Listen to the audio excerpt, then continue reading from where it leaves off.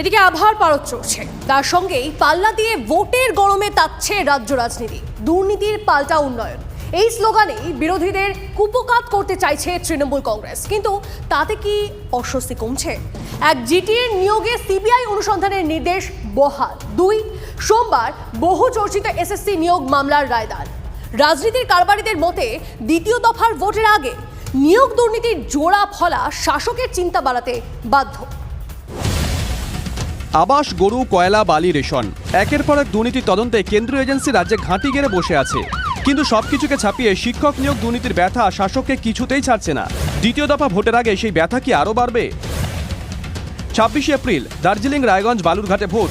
তার ঠিক আগে আগামী সোমবার স্কুল সার্ভিস কমিশনের নিয়োগ দুর্নীতি মামলা রায় ঘোষণা হওয়ার কথা।